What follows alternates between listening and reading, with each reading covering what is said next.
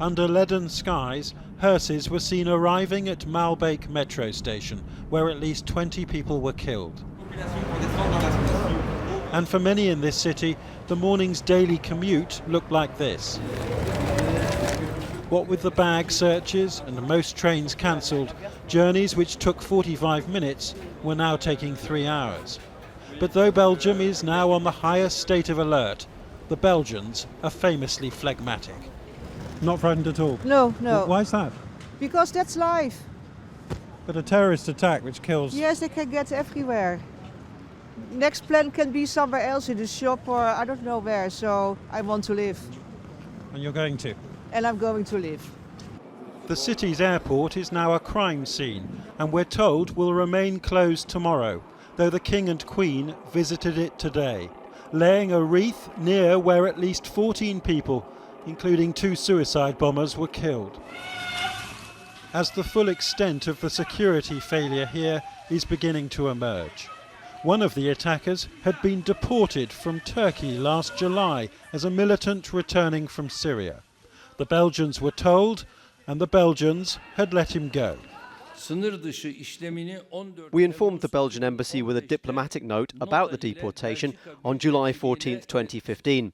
The Belgians released him, despite our warnings that this person is a foreign fighter.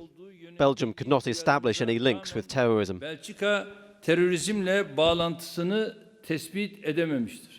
The authorities have identified only one man in the middle of this CCTV image taken at the airport yesterday.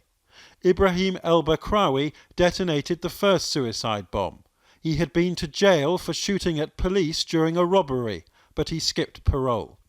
His younger brother Khalid carried out the metro attack just over an hour later. He'd also been to jail for carjacking. The unnamed man on the left here died after setting off the second airport bomb 9 seconds after the first. Police are still hunting the man on the right, and they say he left the airport, leaving behind a suitcase with another bomb inside. There was a minute's silence here at noon today, observed by the street cleaners and many others.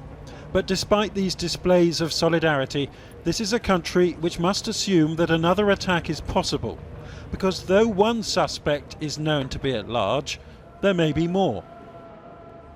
We now know that 2 brothers, 2 Belgian nationals, were part of the terrorist cell which carried out yesterday's attacks, in a country from which more people have travelled to Syria to fight and then returned per head of population than anywhere else in Europe. We're beginning to learn more about some of those who died. Adelma Ruiz was killed at the airport. She was Peruvian, living in Brussels with her 3-year-old twin girls and her Belgian husband.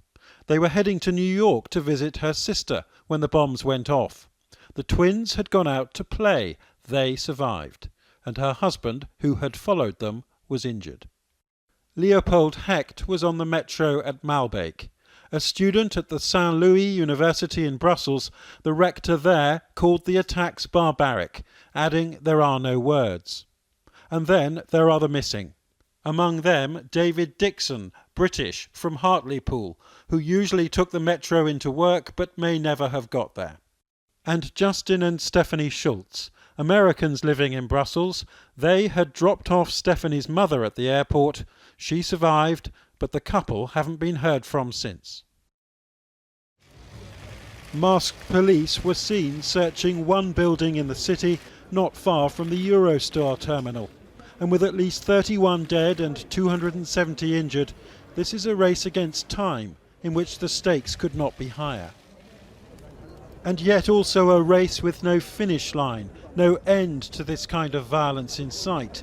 Because what happens in Syria does not stay in Syria. Once again, it is here. Jonathan Rugman, Channel 4 News, Brussels.